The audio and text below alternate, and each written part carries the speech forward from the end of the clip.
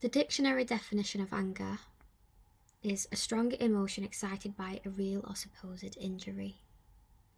This shows us that anger is a protective and defensive emotion. It is there to serve a purpose and therefore shouldn't be demonized.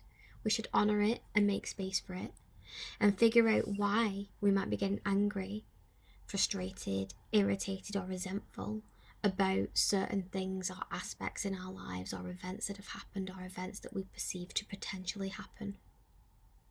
Because then we can correct our boundaries with ourselves and with others so that we are better equipped and prepared to protect ourselves and also to deal with anger in a healthy and balanced way.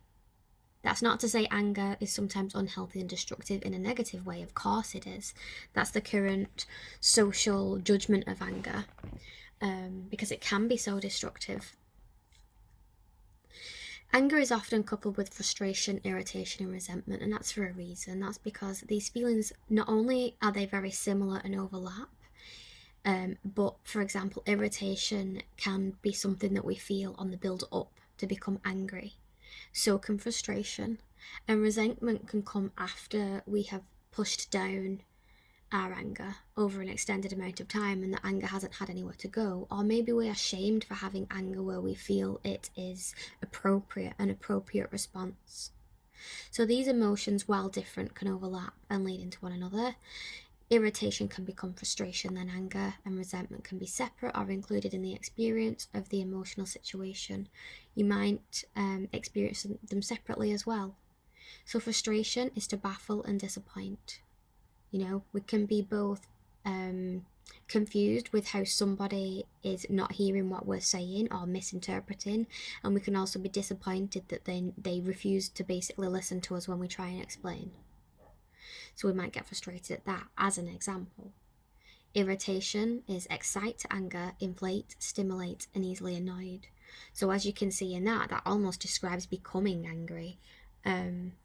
It's like irritation, anticipating the need to protect ourselves or defend ourselves from a real or supposed injury. You could phrase it that way for irritation. And resentment is described as to retain bitterness about something. So that can be to retain bitterness about maybe, pushing your anger down for so long and never having a space for it.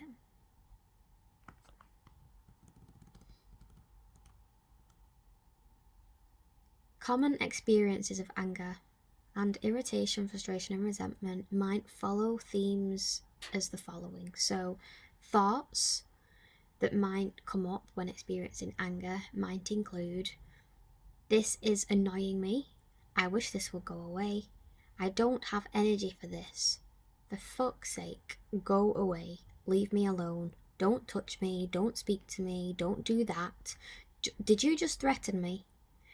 I will not put up with this anymore. How dare you?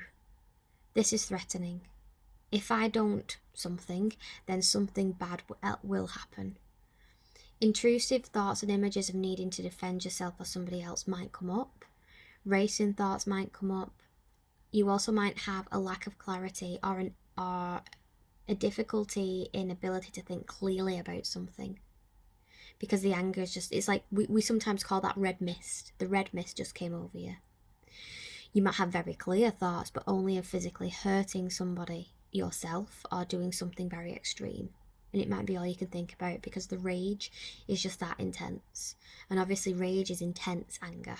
When anger goes past a point of what feels manageable in some way, rage is like, it's just hit a whole new level of intensity. Other thoughts that you might have might include, how could you have done this to me? This doesn't make sense. Make more sense. Stop saying the same thing over and over. This is so unjust. I need to do something extreme to be heard and listened to. I want to watch the world burn. I want to see my life burn or their life burn down. I want to see them pay for what they did or didn't do to hurt or to help me. They broke a promise, they lied, and they caused this by. So these are all thoughts that you might have when experiencing anger, rage, irritation, frustration, and resentment. So you can see already how they overlap. Emotional responses that you might feel in the body or in your emotions might overlap with stress, extreme emotional hot flashes, pure rage, inability to restrain words or actions. You might feel tearful. You might feel full of electric energy in a destructive way. So when I was full of rage and anger, when I had my breakdown, my grief, anything that I touched, like if I touched a glass and I put it down, I would smash it down, and I didn't realize I was doing it. I didn't mean to. I knew I was angry. I knew I contained all of this really electric, destructive energy, and so I was attempting to place things down gently.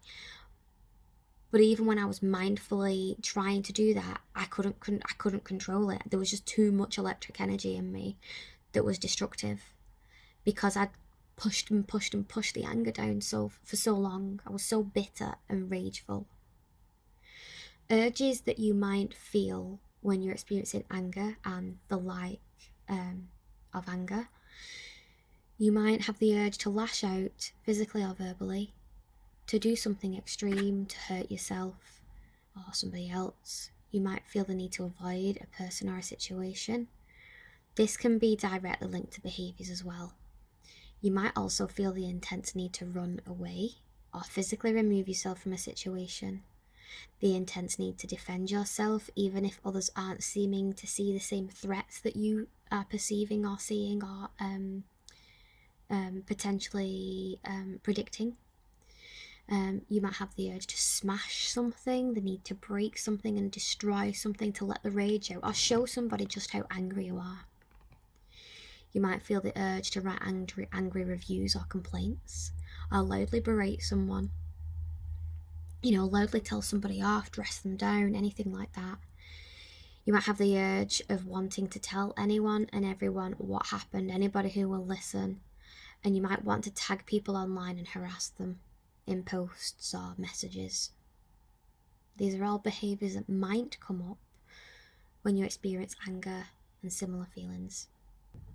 Physical sensations you might feel when experiencing anger and the like might be shaking, tension, headaches, hot flashes, insomnia, a complete intolerance to others offering you a hug or touching you in any way, whole body tingling and feeling completely charged with electric, feeling like your body will explode if you don't hit something, feeling under threat and needing to fight out of it verbally or otherwise, not being able to control the tone of your voice or how gentle you close doors or grip things, for example. That might be a physical sensation that you have.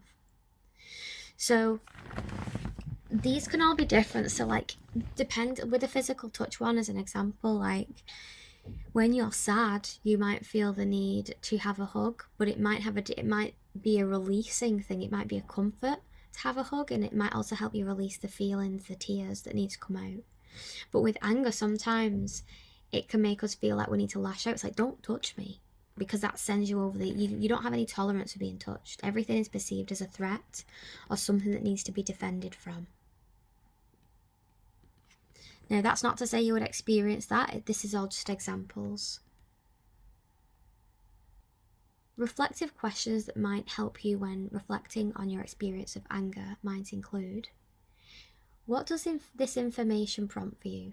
And which aspects do you think you might have experienced? What memories or events can you remember that connect with these experiences? And when do you think you experience these symptoms now? Is there anything these symptoms or signals tell you about how you hinder your emotional fulfillment? Is there anything these symptoms tell you about what your self-care needs might be? And what soothing tools might help you make space for these feelings whilst not allowing them to rule and control you? So with anger, you might have soothing tools that soothe the anger, but you might also have some tools that allow space for the anger to be expressed in a safe way. So this all comes under coping and soothing tools, but you might find that some coping tools are helpful for soothing it and helping you to find calm again, whereas Other tools might be helpful for you to to express anger when it needs a safe vessel to be expressed. Other videos that might be helpful when looking at emotions, emotional experiencing of anger, and other similar feelings might include the coping tools for anger, the guided meditation for anger, and the inner child visualization meditation. I hope you found this video helpful and interesting, and if so, please like and subscribe, and I'll see you again soon.